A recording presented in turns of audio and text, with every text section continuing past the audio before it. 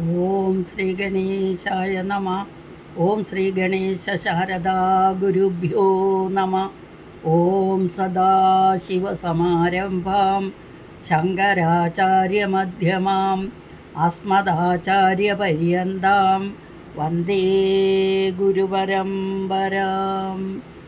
ഓം ശിവം ശിവകരം ശാന്തം ശിവാത്മാനം ശിവോത്തമം ശിവമാർഗപ്രണേതാരം പ്രണതോസ്മി സദാശിവം.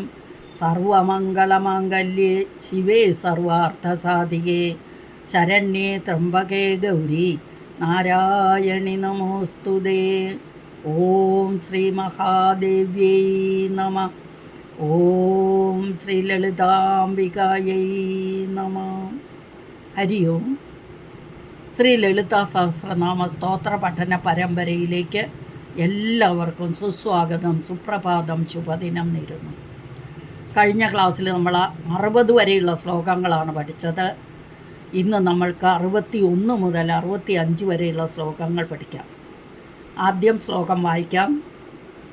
പഞ്ചപ്രേതാസനാസീന പഞ്ചബ്രഹ്മസ്വരൂപിണി ചിന്മയീ പരമാനന്ദ വിജ്ഞാനഘനരൂപിണി ധ്യാനധ്യാതൃധ്യേയരൂപ ധർമാധർമ്മവിവർജിത വിശ്വരൂപ ജാഗരിണി സ്വപന്തി തൈജസാത്മിക സുപ്താ പ്രാജ്ഞാത്മിക തുര്യ സർവാവസ്ഥാ വിവർജിത സൃഷ്ടികർത്തൃ ബ്രഹ്മരൂപ ഗോപ്ത്രീ ഗോവിന്ദരൂപിണി സംഹാരിണി രുദ്രരൂപ തിരോധാനകരീശ്വരി സദാശിവാനുഗ്രഹത പഞ്ചകൃത്യപരായണാം ഭാനുമണ്ഡലമധ്യസ്ഥ ഭൈരവീ ഭഗമാലിനി പത്മാസന ഭഗവതി പത്മനാഭ സഹോദരി. ഇതാണ് ഇന്നത്തെ നമ്മുടെ ശ്ലോകങ്ങൾ, 61 മുതൽ 65 വരെയുള്ളത്. ഇനി നമ്മൾക്ക് ഓരോ ശ്ലോകം എടുത്തിട്ട് അതിൽ എത്ര നാമങ്ങളുണ്ടെന്ന് ഓരോന്നും നോക്കാം. ആദ്യത്തെ ശ്ലോകം 61 5 നാമങ്ങളാണുള്ളത്. പഞ്ചപ്രേതാസനാസീന പഞ്ചപ്രേതാസനാസീന പഞ്ചബ്രഹ്മസ്വരൂപിണി ചിന്മയീ പരമാനന്ദ വിജ്ഞാനഘനരൂപിണി 5 നാമങ്ങൾ.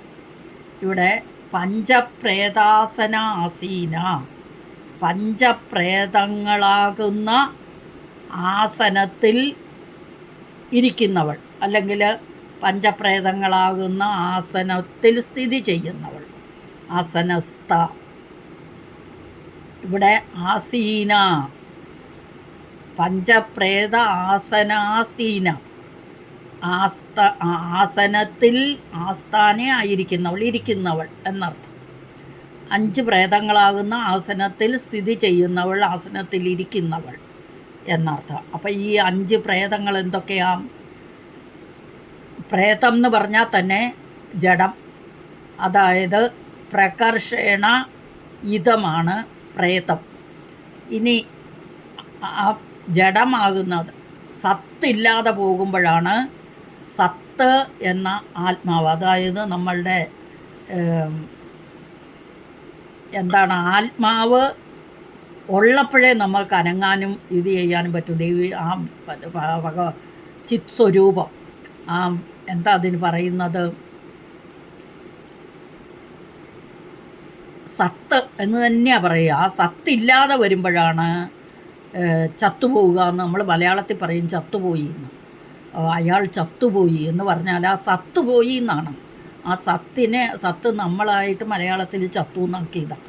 അപ്പോൾ സത്ത് പോയാൽ അതാണ് പ്രേതം, ജഡം. അങ്ങനെ സത്തില്ലാത്ത 5 പ്രേതങ്ങളായിട്ട് ആരൊക്കെ ഇരിക്കുന്നേ? ബ്രഹ്മാവ്, വിഷ്ണു, രുദ്രൻ, സദാശിവൻ, ഈശാനൻ, 5 പേര്. ആരൊക്കെയാ? ബ്രഹ്മാവ്, വിഷ്ണു, രുദ്രൻ, ഈശാനൻ, സദാശിവൻ, ഈ 5 പേര്. ഈ 5 പേർക്കും ശക്തി കൊടുക്കുന്ന ആരാണ്? ദേവിയാണ്. അതല്ലേ നമ്മൾ പറയുന്ന, ബ്രഹ്മാവിൻ്റെ കൂടെ സരസ്വതി ദേവി, അല്ലെങ്കിൽ ബ്രഹ്മാവിൻ്റെ ആ ശക്തി ഇല്ലെങ്കിൽ, ദേവിയുടെ അനുഗ്രഹം ഇല്ലെങ്കിൽ ബ്രഹ്മാവിന് ഒന്നും ചെയ്യാൻ പറ്റില്ല, സൃഷ്ടി ചെയ്യാനൊന്നും പറ്റില്ല. അപ്പോൾ അതിനൊക്കെ സഹായിക്കുന്ന ആരാണ്? ദേവിയാണ്. മഹാവിഷ്ണു പരിപാലനാണ്. പരിപാലനം ചെയ്യാനായിട്ട് ദേവി ഏൽപ്പിച്ചിരിക്കുന്നത്. അപ്പോൾ അത് ചെയ്യണമെങ്കിൽ ആ ദേവിയുടെ അനുഗ്രഹം ഉണ്ടെങ്കിലല്ലേ ചെയ്യാൻ പറ്റൂ. അപ്പം ഈ ശക്തിയാകുന്ന ദേവി ഇല്ലെങ്കിൽ ഇവർക്കൊന്നും ചെയ്യാൻ പറ്റില്ല. അപ്പം അവരെ കൊണ്ട് എല്ലാ കാര്യങ്ങളും ചെയ്യിപ്പിക്കുന്നത് ദേവിയാണ്. അതുകൊണ്ട് അത് ദേവി ഇല്ലാതെ ഇരിക്കുമ്പോൾ അവരൊക്കെ ബ്രഹ്മാവും വിഷ്ണുവും രുദ്രനും ഈശാനനും ഒക്കെ ജഡങ്ങളാണ്. അതാണിവിടെ ജഡം അല്ലെങ്കിൽ പ്രേതം എന്ന് പറഞ്ഞത്. അപ്പോൾ ദേവിയുടെ അനുഗ്രഹം അല്ലെങ്കിൽ ദേവി കൂടെ ഇല്ലാത്തപ്പോൾ ഇവരൊക്കെ വെറും ജഡമാണ്. അല്ലെങ്കിൽ ദേവി ഇല്ലെങ്കിൽ ഇവർക്ക് ഇതൊന്നും ചെയ്യാൻ പറ്റില്ല എന്ന് നമ്മൾ പഠിച്ചിട്ടുണ്ട്. അപ്പോൾ ബ്രഹ്മാവ്, വിഷ്ണു, രുദ്രൻ, ഈശാനൻ എന്ന 4 കാലുകളാണ് ദേവിയുടെ ഇരിപ്പിടത്തിനുള്ളത്. അപ്പോൾ ദേവിയുടെ ഇരിപ്പിടത്തിൻ്റെ 4 കാലുകൾ ബ്രഹ്മാവ്, വിഷ്ണു, രുദ്രൻ, ഈശാനൻ എന്നും ആ നടുക്കത്തെ ഒരു പലക, ഒരു ഇരിപ്പിടമാണെങ്കിൽ ഇരിക്കാൻ ഒരിത് വേണമല്ലോ, ആ നടുക്കത്തെ പലക സദാശിവനാണ്. അപ്പം 4 കാലുകളും നടുക്കൊരു പലകയുണ്ടെങ്കിലേ ഒരു ഇരിപ്പിടാവുള്ളൂ. അപ്പോൾ ആ 4 കാലെന്ന് പറയുന്ന ബ്രഹ്മാവും വിഷ്ണു രുദ്രനും ഈശാനനും ആണ്. നടുക്കത്തെ പലക സദാശിവനാണ്. അപ്പം അങ്ങനെയുള്ള ആസനത്തിൽ ആസീനയായിരിക്കുന്നവൾ എന്ന അർത്ഥത്തിൽ പഞ്ചപ്രേതാസനാസീന എന്ന് ദേവിക്ക് പേര്. അടുത്ത നാമം പഞ്ചബ്രഹ്മസ്വരൂപിണി. 5 ഈ 5 ബ്രഹ്മങ്ങൾക്കും സ്വരൂപമായിരിക്കുന്നവൾ. അതായത് ഈ മുമ്പേ പറഞ്ഞ ബ്രഹ്മാവ്, വിഷ്ണു, രുദ്രൻ, ശിവൻ എല്ലാവർക്കും എന്തായിരിക്കുന്നു? സ്വരൂപമായിരിക്കുന്നത്. മായ കൊണ്ട് 5 സ്വരൂപങ്ങൾ. ആ സ്വരൂപമായിരിക്കുന്നവൾ എന്ന അർത്ഥത്തിൽ പഞ്ചബ്രഹ്മസ്വരൂപിണി. ഇനി ഇവിടെ ഈ ഇച്ഛാശക്തി, ജ്ഞാനശക്തി, ക്രിയാശക്തി എന്ന ശക്തികളുണ്ട്. ഈ ശക്തിയൊക്കെ ദേവിയാണ്, അല്ലേ? ഇച്ഛാശക്തി ആഗ്രഹം ഉണ്ടാക്കുന്നു എല്ലാവരിലും. പിന്നെ അത് സാധിക്കാൻ വേണ്ടി ക്രിയയായിട്ട് ക്രിയാശക്തി ആയി. പിന്നെ ആ ക്രിയയെ ചെയ്യാൻ വേണ്ടി ജ്ഞാനശക്തി. അപ്പോൾ ഈ 3 ശക്തികളും ഇവരെ കൊണ്ടെല്ലാം ചെയ്യിപ്പിക്കുന്ന ദേവിയാണെന്നാണ് പറയുന്നത്. അപ്പം ഇച്ഛാശക്തി, ക്രിയാശക്തി, ജ്ഞാനശക്തിയായി എല്ലാവരെ കൊണ്ടും എല്ലാ ജോലികളും ചെയ്യിപ്പിക്കുന്നത് ദേവി ആയതുകൊണ്ട് ദേവിക്ക് പേരെന്താ? പഞ്ചപ്രേതാസനാസീന എന്നും പഞ്ചബ്രഹ്മസ്വരൂപിണി എന്നും. ആ 5 പ്രേതങ്ങളുടെ സ്വരൂപമാകുന്ന ആസനത്തിലിരിക്കുന്നവളും പഞ്ചബ്രഹ്മസ്വരൂപിണി, 5 ബ്രഹ്മങ്ങൾക്കും സ്വരൂപമായിരിക്കുന്നതും ദേവി തന്നെ, പഞ്ചബ്രഹ്മസ്വരൂപിണി. അടുത്ത നാമം ചിന്മയി. ചിന്മയി എന്ന് പറഞ്ഞാൽ ചിത്ത പ്ലസ് മയി, പ്ലസ് മാ വന്നപ്പോൾ അത് ഇന്മയായി മാറി. അപ്പോൾ ചിത്ത് എന്ന് പറയുന്ന ചൈതന്യം അല്ലെങ്കിൽ ബോധം ആകുന്ന സ്വരൂപത്തോടു കൂടിയവളാണ് ദേവി. പ്രജ്ഞാനം, അതാണ് ചിത്ത്, അതായത് ജ്ഞാനസ്വരൂപിണി എന്നർത്ഥം. ശുദ്ധ ചിത്തായിരിക്കുന്നവൾ, ചൈതന്യസ്വരൂപിണി, അതാണ് ചിന്മയി എന്ന വാക്കിൻ്റെ അർത്ഥം. അടുത്ത നാമം പരമാനന്ദ. പരമമായ ആനന്ദത്തോടു കൂടിയവൾ, പരമാനന്ദ എന്ന് ദേവിക്ക് പേര്. പരമമായ ആനന്ദത്തോടു കൂടിയവൾ. അടുത്ത നാമം വിജ്ഞാനഘനരൂപിണി. വിജ്ഞാനഘനരൂപിണി എന്ന് പറഞ്ഞാലോ, ഘനം എന്ന് പറഞ്ഞാൽ ഇവിടെ അല്ലെങ്കിൽ വർദ്ധിച്ച വിജ്ഞാനം രൂപമായിട്ടുള്ളവൾ, അതല്ലെങ്കിൽ ബോധസ്വരൂപിണി, ശുദ്ധജ്ഞാനം എന്നൊക്കെ പറയാം നമുക്ക്. വിജ്ഞാനഘനരൂപിണി, വർദ്ധിച്ച വിജ്ഞാനം, ബോധസ്വരൂപത്തോടു കൂടിയവൾ എന്നർത്ഥം. അപ്പോൾ ഈ ശ്ലോകത്തിൽ പഞ്ചപ്രേതാസനാസീന, പഞ്ചപ്രേതങ്ങളാകുന്ന ആസനത്തിൽ സ്ഥിതി ചെയ്യുന്നവളെന്നും പഞ്ചബ്രഹ്മസ്വരൂപിണി, 5 ബ്രഹ്മങ്ങൾക്കും സ്വരൂപമായിരിക്കുന്നവളെന്നും ചിന്മയി, ചിത്താകുന്ന സ്വരൂപത്തോടു കൂടിയുള്ള ചിത്താകുന്ന സ്വരൂപത്തോടു കൂടിയവൾ, അതായത് ജ്ഞാനസ്വരൂപിണി എന്നും ചിന്മയി, ചിത്താകുന്ന സ്വരൂപത്തോടു കൂടിയവൾ, പരമാനന്ദ, പരമമായ ആനന്ദം അനുഭവിക്കുന്നവൾ, പിന്നെ പരമമായ ആനന്ദത്തെ കൊടുക്കുന്നവളും ദേവി തന്നെ. അപ്പം പരമമായ ആനന്ദത്തോടു കൂടിയവളെന്നും വിജ്ഞാനഘനരൂപിണി, ബോധസ്വരൂപിണി അല്ലെങ്കിൽ വർദ്ധിച്ച വിജ്ഞാന രൂപത്തോടു കൂടിയവളെന്നും. അപ്പം ഈ ശ്ലോകം പഞ്ചപ്രേതാസനാസീന പഞ്ചബ്രഹ്മസ്വരൂപിണി ചിന്മയീ പരമാനന്ദ വിജ്ഞാനഘനരൂപിണി. ഇനി അടുത്ത ശ്ലോകം ധ്യാനധ്യാധൃധ്യേയരൂപ ധർമാധർമ്മ വിവർജിത വിശ്വരൂപ ജാഗരിണി സ്വപന്തി തൈജസാത്മിക. 6 നാമങ്ങളുണ്ട് ഈ ശ്ലോകത്തിൽ. ധ്യാനധ്യാധൃധ്യേയരൂപ ഒരു നാമം, ധർമ്മ അധർമ്മ വിവർജിത 2 നാമം, വിശ്വരൂപ 3ാമത്തെ നാമം, ജാഗരിണി 4ാമത്തെ രൂപം, സ്വപന്തി 5ാമത്തെ നാമം, തൈജസാത്മിക 6ാമത്തെ നാമം. 6 നാമങ്ങൾ. ധ്യാനധ്യാധൃധ്യേയരൂപ, ഇതിനെ ധ്യാനം ധ്യാധൃധ്യേയരൂപ, ഇതിനെ ത്രിപുടി എന്ന് പറയും. 3 കാര്യങ്ങൾ, 3 പുടികൾ, അതായത് ധ്യാനരൂപയായും ധ്യാതൃരൂപയായും ധ്യേയരൂപയായും ഇരിക്കുന്നവൾ. 3 രൂപങ്ങൾ, അതായത് ഒരു വസ്തുവിനെ തന്നെ ചിന്തിച്ചിരിക്കുന്നതിനെ ധ്യാനം എന്ന് പറയുന്നു, അല്ലേ? ഇടതടവില്ലാതെ ഒരേ വസ്തുവിനെ തന്നെ ചിന്തിച്ചിരുന്നാൽ അതിനെ ധ്യാനം എന്ന് പറയുന്നു.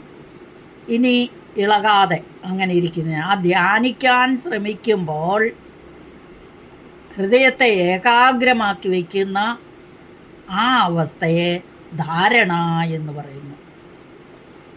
ഇനി ധാരണയും അഭ്യാസവും കൂടി ഉണ്ടാകുന്ന ശീലത്തെ ആണ് ഈ ധ്യാനാവസ്ഥ എന്ന് പറയുന്നത്. അപ്പോൾ ഈ ധ്യാനം കൊണ്ടുണ്ടാകുന്ന ശീലം, അല്ലേ? അത് ധ്യാനം എന്ന് പറയുന്ന അധികം എഫർട്ട്ലെസ് ആണ്. ധാരണ, ആ ധാരണ കൊണ്ട് ഉണ്ടാകുന്ന ഇപ്പം നമ്മൾ കുറേ നേരം ഒരേ വസ്തുവിനെ തന്നെ ധ്യാനിച്ചിരുന്നാൽ ഉണ്ടാകുന്ന ഒരു അനുഭൂതി ഉണ്ടല്ലോ, അതാണ് ആ രൂപം. ഒരു രൂപം തെളിഞ്ഞു വരും. അത് ചെയ്യുന്ന തെളിഞ്ഞു വരുന്ന രൂപത്തെ എന്തു പറയുന്നു? ആ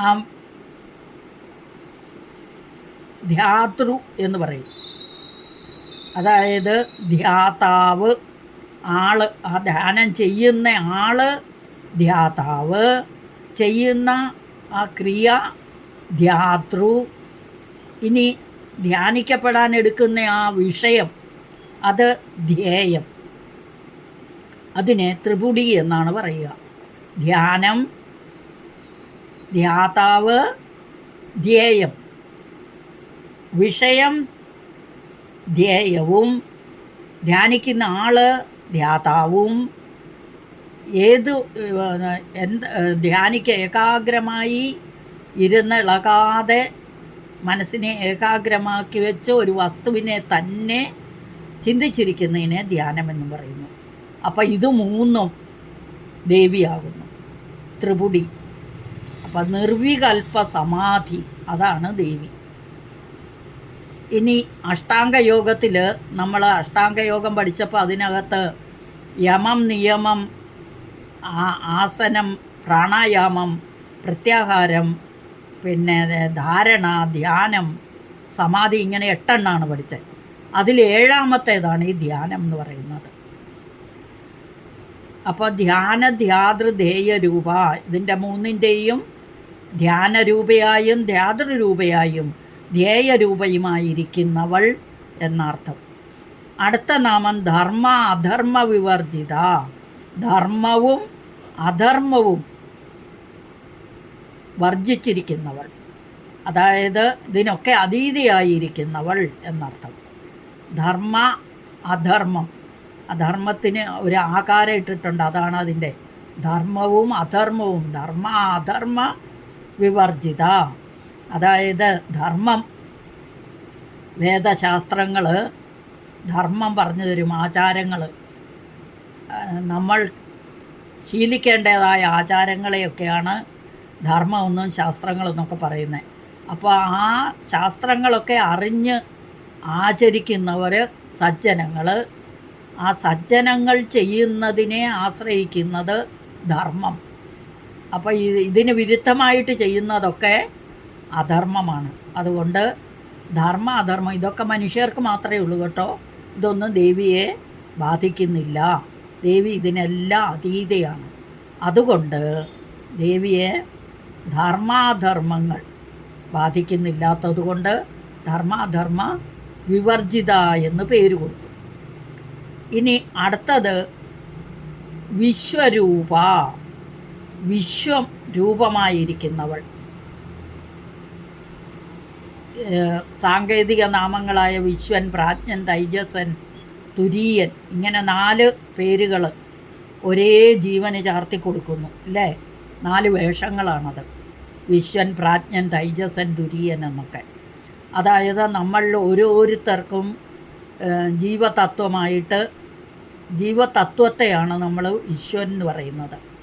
അതായത് സ്വപ്നാവസ്ഥയിൽ തൈജസ്വരൂപമായും, പിന്നെ ആ തേജോമയൻ, അതായത് എന്താ പറയുക, പ്രാജ്ഞൻ എന്നൊക്കെ, വിശ്വനെന്നും പ്രാജ്ഞനെന്നും ഒക്കെ പേര് കൊടുത്തിരിക്കുന്നു. അപ്പോൾ ഈ ഇന്ദ്രിയങ്ങളെ കൊണ്ട് ബാഹ്യലോകത്തെ അനുഭവിക്കുന്ന അവസ്ഥയ്ക്ക് പേരാണ് വിശ്വൻ. അപ്പോൾ ആ രൂപമുള്ളവൾ വിശ്വരൂപ.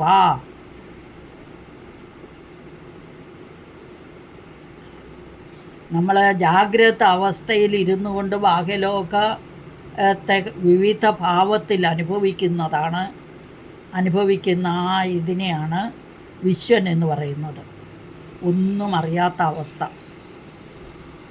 ഇനി ഈ വിശ്വമായിരിക്കുന്ന ആ ചൈതന്യം, അത് ദേവിയാണ് എന്ന് പറയുന്നത്. അതുകൊണ്ട് ദേവിക്ക് വിശ്വരൂപ എന്ന് പേര്.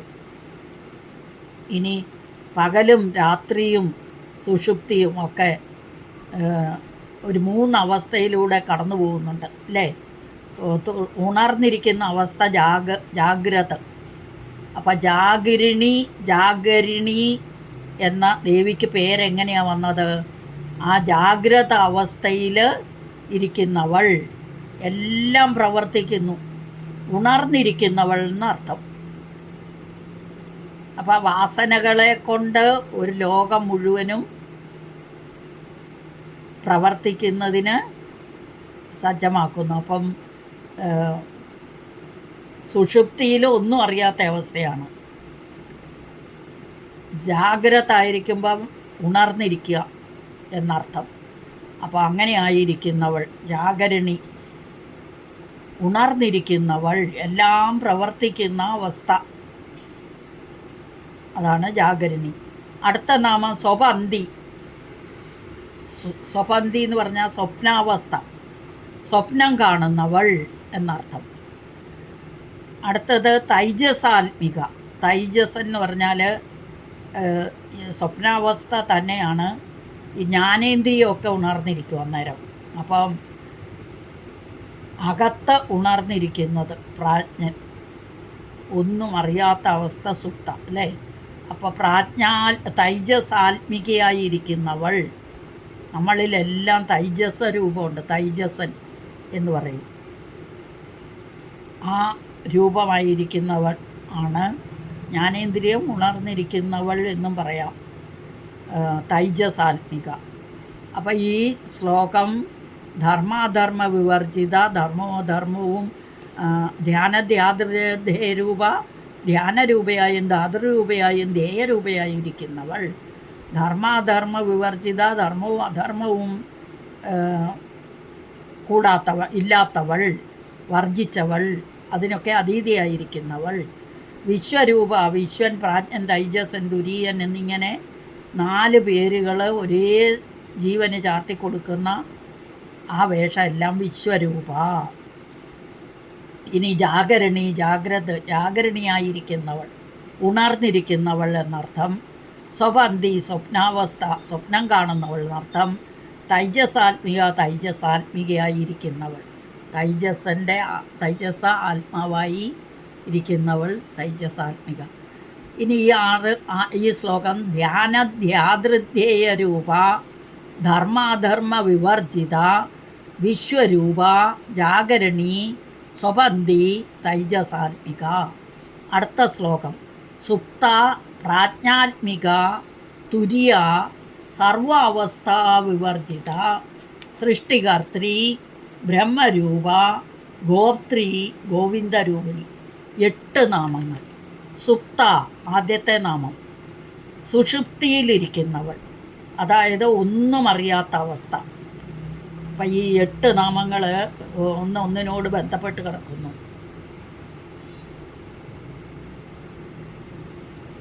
അല്ലേ? സുപ്ത എന്ന് പറഞ്ഞാൽ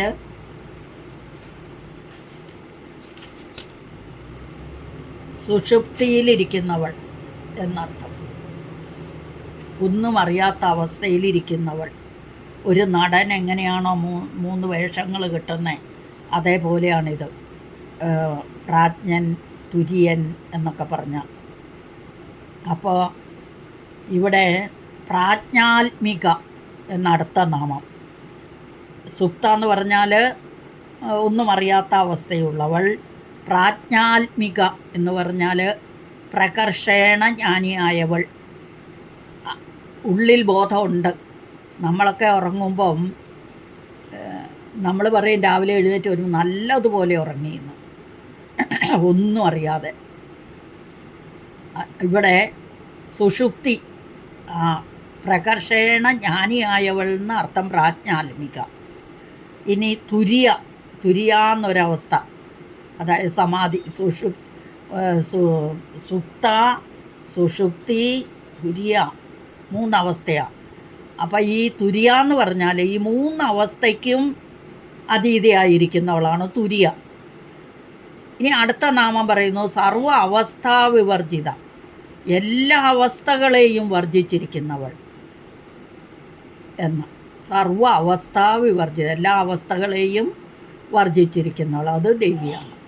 ഇനി സൃഷ്ടികർत्री, സൃഷ്ടിയെ ചെയ്യുന്നവൾ.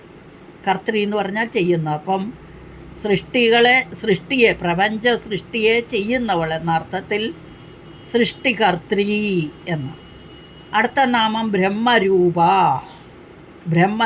ബ്രഹ്മരൂപമായിരിക്കുന്നവൾ എന്ന് പറഞ്ഞാലോ ബ്രഹ്മാവിൻ്റെ ശക്തിയായിരിക്കുന്നവൾ. ബ്രഹ്മാവിൻ്റെ ശക്തി സരസ്വതി ദേവി. അപ്പം നമ്മൾ ദേവി മഹാത്മ്യം പഠിച്ചപ്പം എല്ലാ ദേവന്മാരും ദേവിക്ക് അവരവരുടെ ശക്തികളും ആഭരണങ്ങളും ആയുധങ്ങളും എല്ലാം കൊടുത്ത് ഓരോ രൂപത്തെ സൃഷ്ടിച്ചു, അല്ലേ? അപ്പോൾ ബ്രഹ്മാവിൻ്റെ രൂപമായിരുന്നു ബ്രാഹ്മി.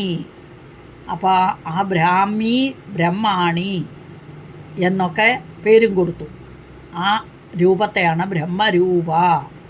ബ്രഹ്മരൂപമായിരിക്കുന്നവൾ, ബ്രഹ്മാവിൻ്റെ ശക്തിയായിരിക്കുന്നവൾ.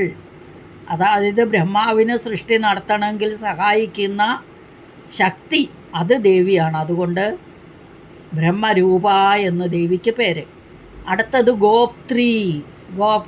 ഗോപനം ചെയ്യുക എന്ന് പറഞ്ഞാൽ രക്ഷിക്കുന്നവൾ, പാലനം ചെയ്യുന്നവൾ എന്നൊക്കെ അർത്ഥം.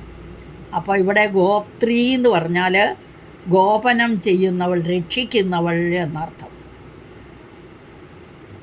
അപ്പോൾ പരിപാലനമാണ് അവിടെ ഉദ്ദേശിക്കുന്നത്, എല്ലാവരെയും രക്ഷിക്കുന്നവൾ. അടുത്ത നാമം ഗോവിന്ദരൂപിണി. ഗോവിന്ദം, ഗോ എന്ന് പറഞ്ഞാൽ ഗമിക്കുന്നത്. അപ്പം ഗോവിന്ദൻ്റെ രൂപം ഗോവിന്ദരൂപിണി. ഗമിക്കുന്നതെല്ലാം ഗോക്കളാണ്. അപ്പോൾ വിഷ്ണുവിനെ സഹായിക്കുന്ന, പരിപാലനത്തിൽ സഹായിക്കുന്നു, പ്രപഞ്ചത്തെ മുഴുവൻ പരിപാലിക്കുന്നവൾ എന്നും എടുക്കാം നമുക്ക്. മഹാവിഷ്ണുവിനെ സഹായിക്കുന്നവളെന്നും ഗോവിന്ദരൂപിണി. ഇനി ഗോവിന്ദൻ എന്ന് കൃഷ്ണന് പേരുണ്ട്. അപ്പം ആ ഗോവിന്ദൻ്റെ രൂപമെടുത്തവൾ, അങ്ങനെയും നമുക്കെടുക്കാം, ഗോവിന്ദ രൂപിണി. അപ്പോൾ ഈ ശ്ലോകം സുപ്ത എന്ന് പറഞ്ഞാൽ ഒന്നും അറിയാത്തവൾ, പ്രാജ്ഞാത്മിക പ്രകർഷണ ജ്ഞാനിയായവൾ, തുര്യ ഈ മൂന്നവസ്ഥയ്ക്ക് അതീതയായവൾ, സർവാവസ്ഥ വിവർജിത എല്ലാ അവസ്ഥകളെയും വർജിച്ചിരിക്കുന്നവൾ, സൃഷ്ടികർത്തി പ്രപഞ്ച സൃഷ്ടിയെ ചെയ്യുന്നവൾ, ബ്രഹ്മരൂപമായിരിക്കുന്നവൾ, ബ്രഹ്മാവിൻ്റെ ശക്തി, ഗോപനം ചെയ്യുന്നവൾ, രക്ഷിക്കുന്നവൾ, ഗോവിന്ദരൂപിണി, ചലിക്കുന്നതിനെയെല്ലാം അല്ലെങ്കിൽ ഗമിക്കുന്നതെല്ലാം ഗോക്കൾ. അപ്പോൾ പ്രപഞ്ചത്തെ മുഴുവൻ പരിപാലനം ചെയ്യുന്നവൾ, മഹാവിഷ്ണുവിനെ സഹായിക്കുന്നവൾ ഗോവിന്ദരൂപിണി. അപ്പോൾ ഈ ശ്ലോകം സുപ്ത പ്രാജ്ഞാത്മിക തുര്യ സർവാവസ്ഥ വിവർജിത സൃഷ്ടികർത്തി ബ്രഹ്മരൂപ ഗോപ്ത്രീ ഗോവിന്ദരൂപിണി. അടുത്ത ശ്ലോകം സംഹാരിണി രുദ്രരൂപ തിരോധാനകരീശ്വരി സദാശിവാനുഗ്രഹത പഞ്ചകൃത്യപരായണ. ഇതിൽ 7 നാമങ്ങളുണ്ട്. ഓരോ നാമം എടുത്തു നോക്കാം. സംഹാരിണി, സംഹാരം ചെയ്യുന്നവൾ.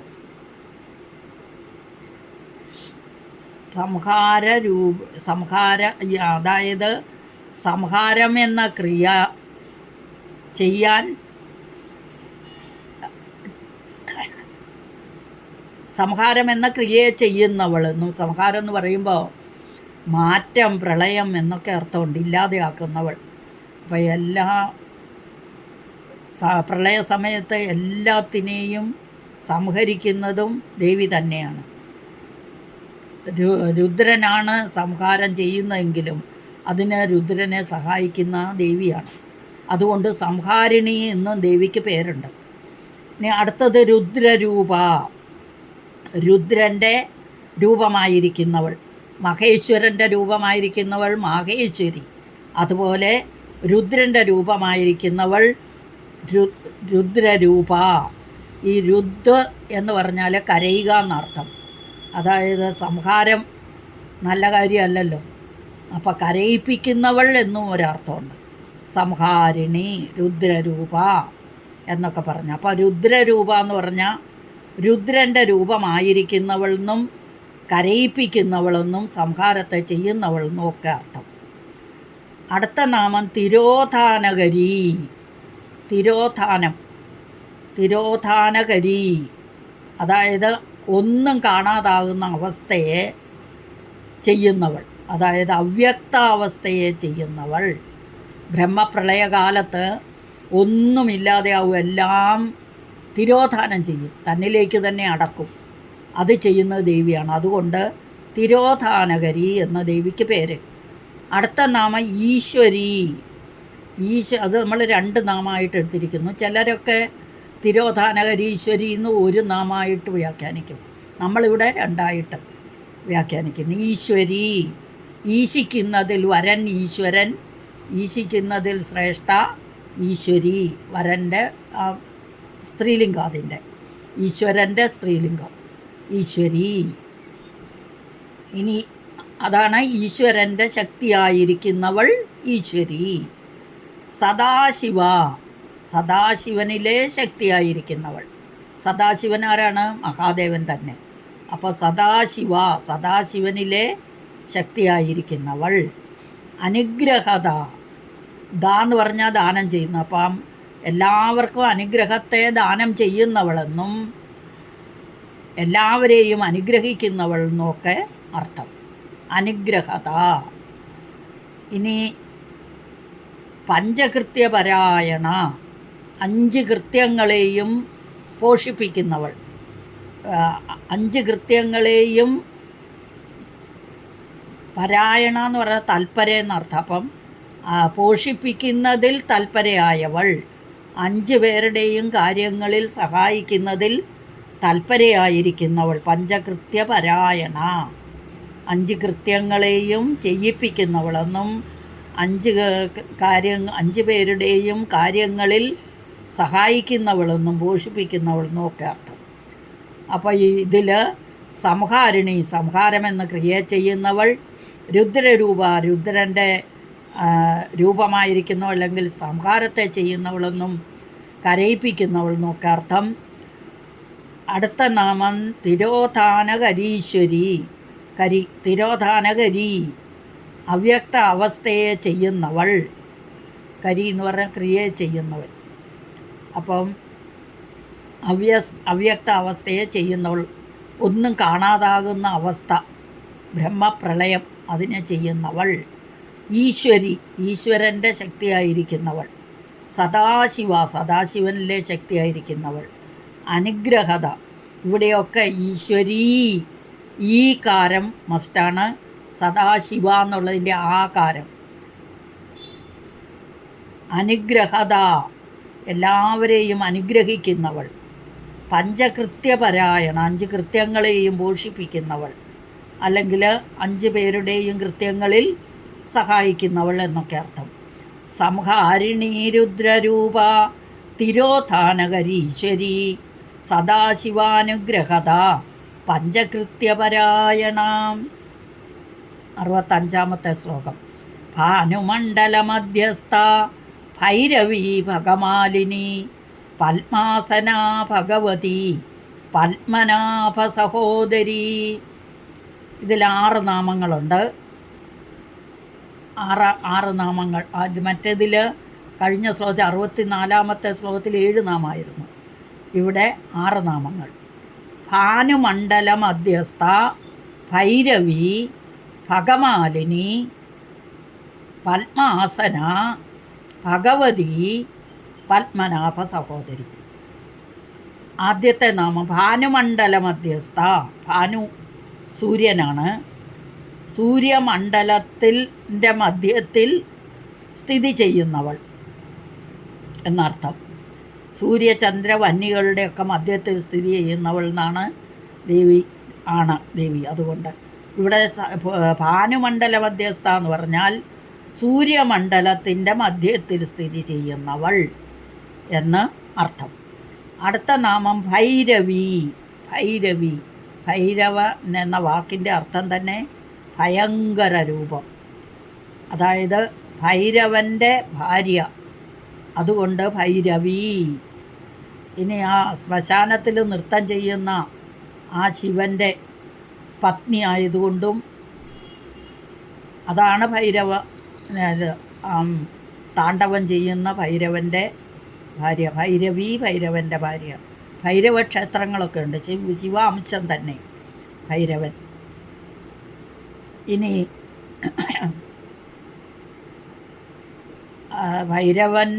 ഭൈരവി എന്നുള്ളതിന് ധർമ്മിഷ്ഠയായിരിക്കുന്ന ശിവപത്നി എന്നും എടുക്കാം. ഇനി അടുത്തതാ ഭഗമാലിനി. 6 ഭഗങ്ങൾ എല്ലാം തികഞ്ഞിരിക്കുന്നവൾ ഭഗമാലിനി. അപ്പം 6 ഭഗങ്ങളെ മാലയായി ധരിച്ചവൾ എന്നെടുക്കാം. ആ ഭഗങ്ങൾ എന്തൊക്കെയാ? ഐശ്വര്യം, വീര്യം, യശസ്, ധർമ്മം, ശ്രീ, ജ്ഞാനം, വൈരാഗ്യം. 6 ഐശ്വര്യം, വീര്യം, യശസ്, ധർമ്മം, ശ്രീ, ജ്ഞാനം, വൈരാഗ്യം. ഇത് 6 തികഞ്ഞിരിക്കുന്നവൾ ദേവി. അതുകൊണ്ട് ദേവിക്ക് ഭഗമാലിനി. ഇനി ഈ ഭഗങ്ങൾ 6നെയും ഒരു മാലയായി ധരിച്ചിരിക്കുന്നവൾ എന്ന അർത്ഥത്തിലും ഭഗമാലിനി എന്ന് ദേവിക്ക് പേര്. അടുത്തത് പത്മാസന.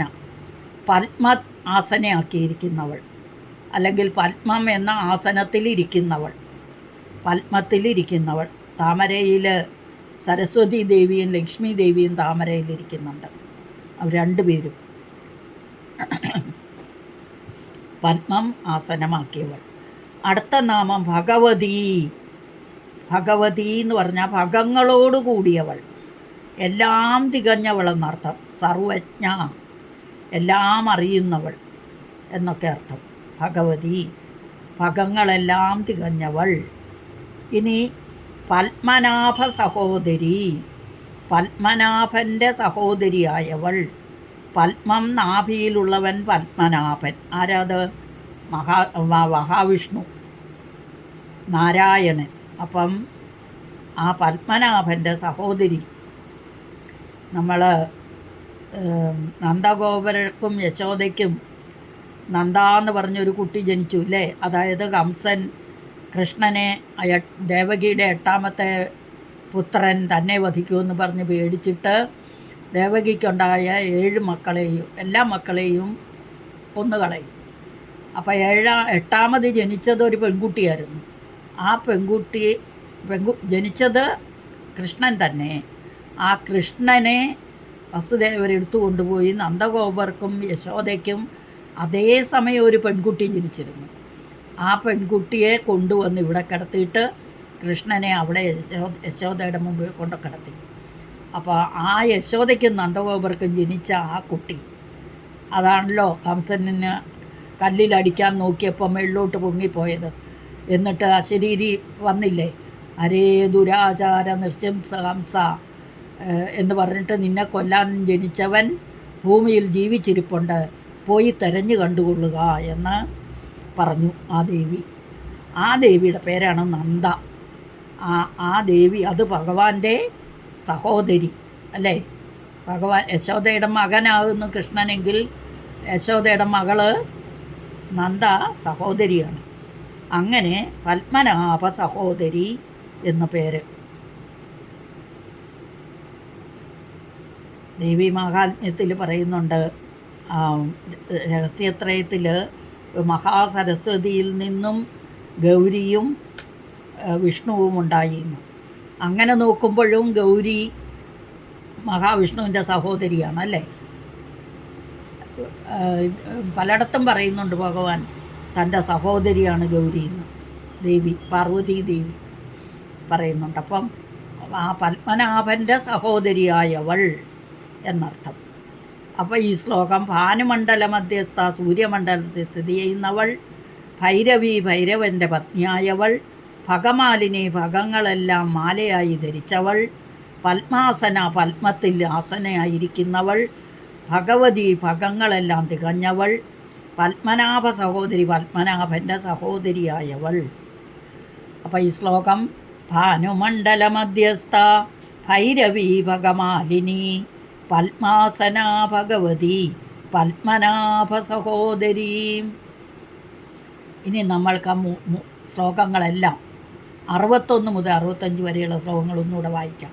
ശ്രദ്ധിച്ച് കേൾക്കുക. ആകാരം ഈകാരം ഒക്കെ എവിടെയാണ്, എങ്ങനെയാണ് പറയുന്നത്, എന്നിട്ട് അതുപോലെ വായിക്കാം. പഞ്ചപ്രേതാസനാസീന പഞ്ചബ്രഹ്മസ്വരൂപിണി ചിന്മയീ പരമാനന്ദ വിജ്ഞാനഘനരൂപിണി ധ്യാനധ്യാതൃധ്യേയരൂപ ധർമാധർമ്മവിവർജിത വിശ്വരൂപ ജാഗരിണി സ്വപന്തി തൈജസാത്മിക സുപ്താ പ്രാജ്ഞാത്മിക തുര്യ സർവാവസ്ഥാ വിവർജിത സൃഷ്ടികർत्री ബ്രഹ്മരൂപ ഗോപ്ത്രീ ഗോവിന്ദരൂപിണി സംഹാരിണീ രുദ്രരൂപ തിരോധാനകരീശ്വരി സദാശിവാനുഗ്രഹത പഞ്ചകൃത്യപരായണ ഭാനുമണ്ഡലമധ്യസ്ഥ ഭൈരവി ഭഗമാലിനി പത്മാസന ഭഗവതി പത്മനാഭ സഹോദരി. അടുത്ത ക്ലാസ്സിൽ അടുത്ത ശ്ലോകങ്ങളുമായി വരും വരേക്കും ഹരി ഓം നമേ നാരായണം. അപരാധ സഹസ്രാണി ക്രിയന്തേ ഹർനിശം മയാ ദാസോയമിതി മാ